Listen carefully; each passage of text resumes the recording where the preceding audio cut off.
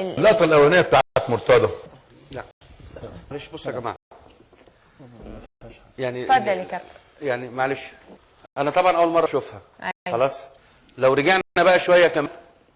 ايوه هو ما بيسقفش بالجزم، لا هو ما بيسقفش، هو عامل ايده كده خلاص، والايد الثانيه جايبه الجزمه عليها. خلاص تفسيرها ايه؟ يعني انا عايز تفسير ليه؟ انا عاوز اوصل لحاجه. يمكن قلع الجزمه بعد ماتش صوابعه وجعاه ولا حاجه يا جماعه. طب انا المفروض لما اكون صوابعي وجعاني بجد انا عاوز اكون صوابعي وجعاني بقلع الاثنين. انا عاوز ارد على الموضوع الاولاني بتاع مرتضى منصور. استنى حضرتك، كنت في المنصوره وشايف. طب ما دام جت اللقطه ايوه يبقى نتكلم وبعدين ننقل على اللقطه الثانيه، ما نخش النقط بعضيها. الموضوع بتاع مرتضى منصور ان احنا في المقصوره وبعد التايم الاولاني طبعا الفرقه مغلوبه 3-0. ابتدى الجمهور 3-1 سوري 3-1 مظبوط مظبوط معلش هو اذا النتيجه اثرت لا مش مقصره. عندنا زلزال. لا زلزال النتيجه عمرها ما تاثر النتيجه. بس على فكره يا جماعه بس معلش يعني الاستاذ جورج بالنسبه لي يعني ايه يعتبر مربيني. لا عشان كده انا بقى معاه يعني هو دي لا بياخدها بتفسير خاطئ يعني. لا ده اللي احنا جايين نتكلم فيه. أيوة. يعني تقول كنت امبارح مع مرتضى منصور. أيوة. يعني في صداقات. صالح سليم كان عنده اصدقاء رحمه الله عليه. كان عنده اصدقاء من ودي برضو اللي مقربين من نادي الزمالك. هنا برضو موضوع كابتن صالح رحمه الله عليه هيجرنا للكلام اللي اتقال عليه. ايوه اللي عاوز اقوله الواقعه بتاعت مرتضى منصور، الجمهور بتاع الزمالك كان هايج وعمل اشكال طبعا بعد التايم الاولاني، وابتدى بعضهم يهاجم ويشتم في مجلس اداره النادي واحنا قاعدين. فكل ما حصل في الامر ان مرتضى راح يقول لهم يا جماعه ما فيش داعي للكلام ده وتهدئه الموقف، ما فيش اكتر من كده. لا ضرب ولا عمل، كل الكلام ده ما كانش مظبوط.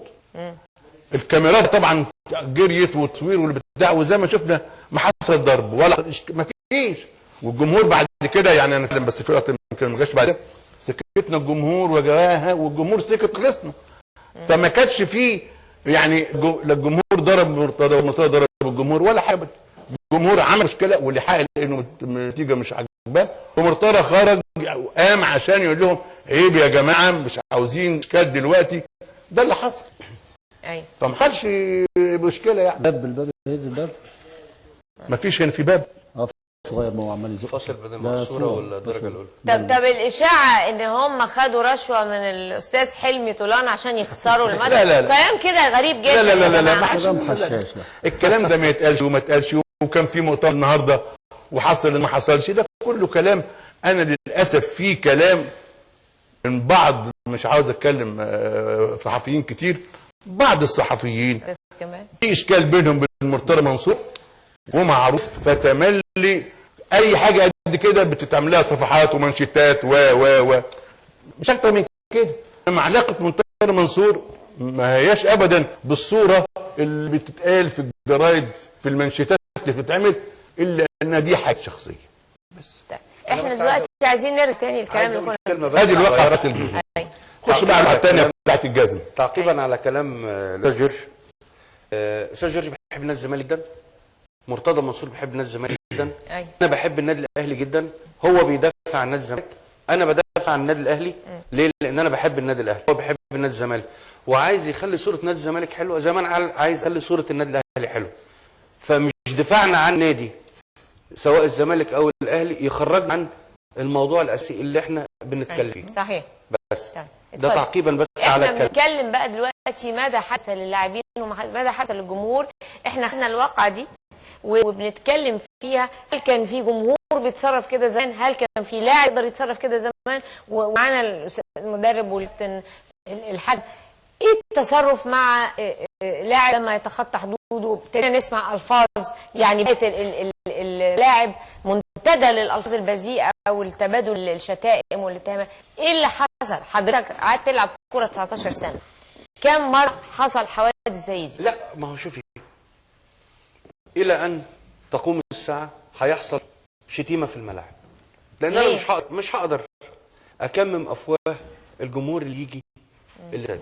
خلاص مفيش اجراءات، يعني مش اجراءات ان الناس اللي بتشتم دي تعاقب. معلش انا يعني هوصل مع حضرتك اللي انت عايزاه. في اسماعيليه بيعشق نادي الاسماعيلي جمهور، المصري بيعشق فرقته، اسكندريه، المحله، المنصوره، الاهلي، الزمالك، كل جمهور بيعشق فرقته خلاص. ومن زمان وبيحصل الكلام ده. انا المفروض بنزل الملعب عشان ايه؟ المفروض بنزل الملعب عشان اادي واكسب خلاص. انا ماليش دعوه بالجمهور، الجمهور ما بيشتمنا. مفيش لعيب في مصر ولا في العالم الا ما اتشتم من الجمهور، سواء جمهور دي او جمهور النادي المنافس لي.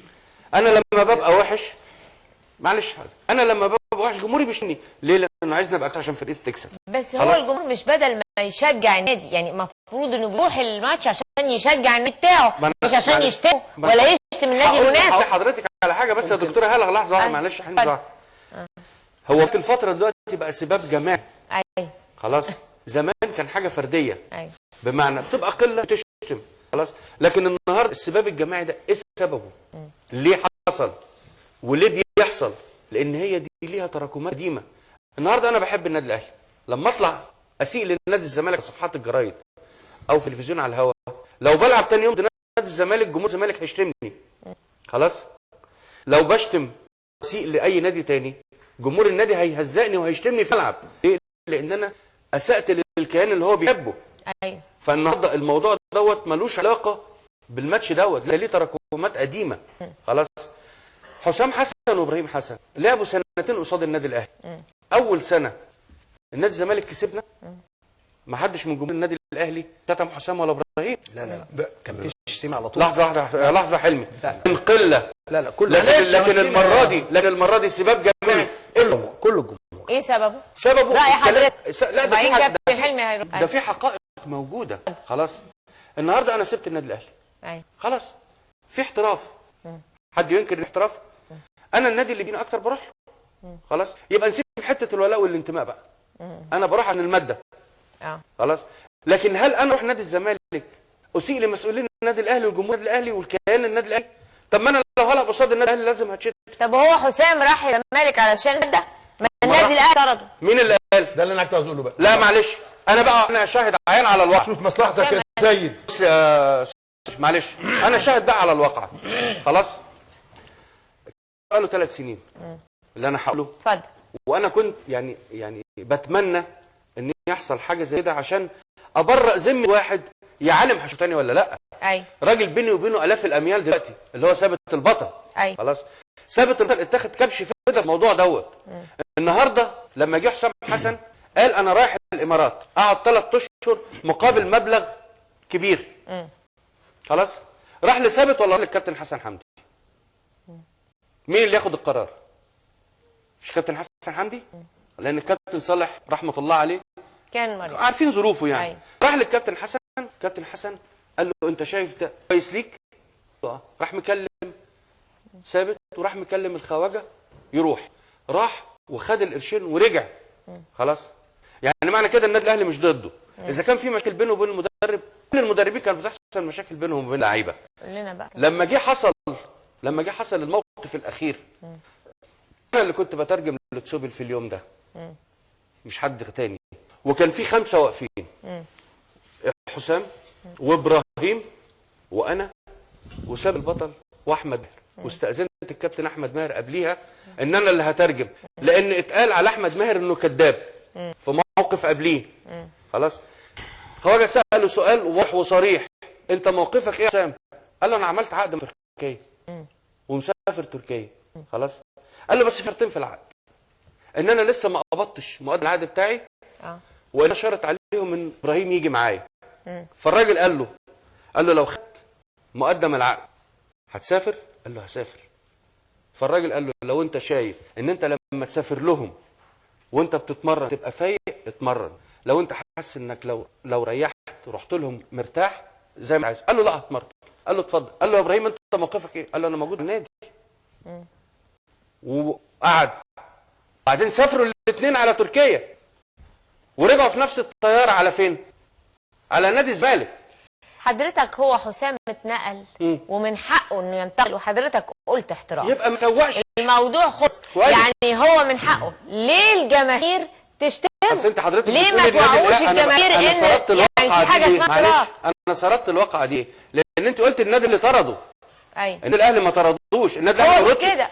النادي الاهلي ما بيطردش ولاده. هو بيقول كده. كل لعيبه النادي الاهلي بما فيهم اللي مات واللي موجود دلوقتي واللي هيلعب بعد كده لحم كتافهم من خلال النادي الاهلي.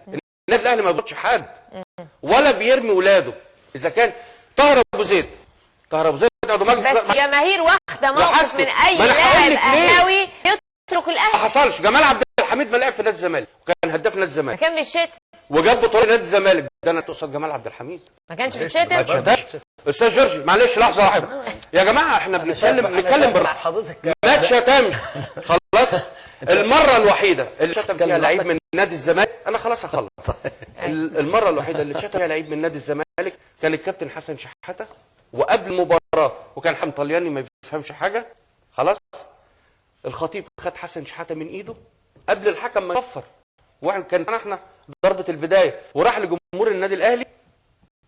سكت جمهور النادي الاهلي بس ما شتمش حسن شحاته بعد. لا قول لي واقع ثاني. لا قول لي واقع ثاني. حسن طب شحاته هو حضرتك كل ماتش في واضح ان الجميع عايز يلعب فيها. انا بقول لك الواقعه دي حسن موجود.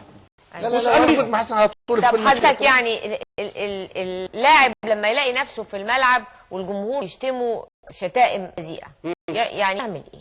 انا مش قادر استوعب. حضرتك لو اتشتمت انا مش قادر. انا شتمت كتير. شتمت كتير. طبعا. بس في ولا لحظه واحده شباب مش قوي. لا ازاي مش جمال الغندور قاعد اهو حكم لي سواء في بورسعيد او في اسماعيليه او في السويس او في استاد القاهره. اتشتمت ولا ما اتشتمش؟ واللعيبه كلها كانت بتشتم ولا لا؟ اللي انا عايز اقوله ايه؟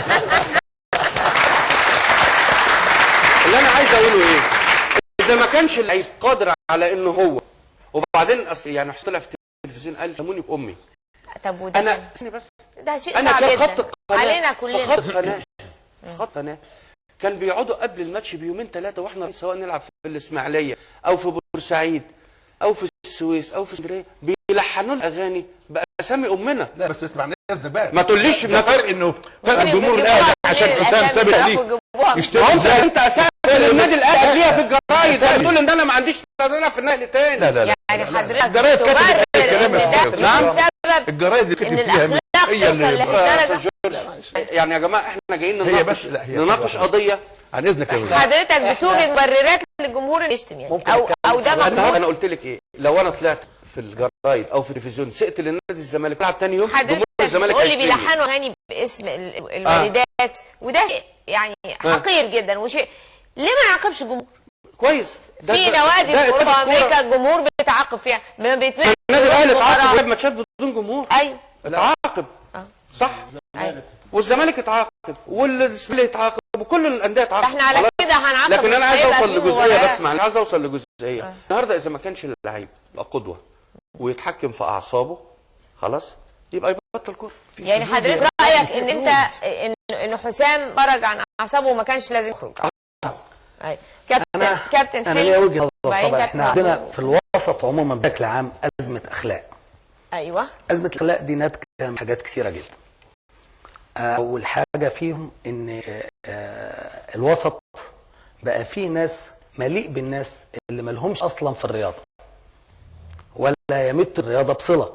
أيوة. وبالتالي فهم لا يشعرون باحاسيس الرياضيين واحاسيس الناس اللي في هذا المجال. واخد بال سعادتك؟ ما بيشعروش باحاسيسهم. أيوة. ما يعرفش يتعامل، ما يعرفش يتكلم عن اللاعب ده ازاي، ما يعرفش يحافظ على اللاعب ده ازاي، ما يعرفش اخرج الكلام مني باي اسلوب. المفروض دي بيبقى ليها ضابط وليها اصول ولها اسس. اللعيب ده زي الفنان ليه احاسيس وبيبدع، عنده خلق عمليه ابداع وبيمتع الجماهير زي الفنان بالظبط. فالمفروض بهيئ له الجو المناسب جدا والجو المريح جدا عشان يبدع وعشان يمتعني ويمتع جماهيره. للاسف احنا هنا بنعاني من اشياء كثيره جدا ومن ضغوط نفسيه كثيره جدا. مدربين وكلاعبين الجماهير بتضغط على اللاعب واللاعب عمره ما هيتصرف تصرف من نفسه، ضروري يكون في ضغوط خارجيه هي دفعته لهذا التصرف. وتصرفات اللاعبين ما هي الا ردود افعال. وانا يمكن عاشرت حسام وابراهيم الفتره اللي فاتت دي بشكل كبير جدا، ومن خلال انا ما كنتش اعرفهم قبل كده طبعا، هم في النادي الاهلي كنت اسمع ان في مشاكل لكن انا لما تعايشت مع الولدين دول وبقوا قريبين مني جدا، انا حسيت بالاولاد دول زي الاطفال بالظبط في اخلاقياتهم، واخلاقياتهم كويسه جدا جدا جدا، بعيد عن اي شان، بعيد عن اي شيء يوترهم او يساعد على وضعهم تحت ضغط يخليهم ينفعلوا. واحنا يمكن عارفين ان التوائم بالذات ليهم خصائص معينه وخصائص نفسيه معينه.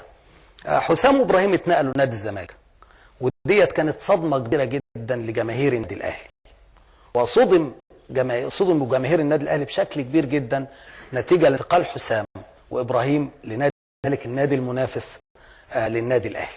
العالم افتراضي والنتائج الدنيا بالظبط كده، لكن يعني احنا عندنا لسه ما وصلناش لهذا الادراك وهالوعي الكامل. طب ما هو بقى لازم نواجه وعي جماهيرها للاسف تعاقب جماهيرها لما تعمل كده مع الانديه.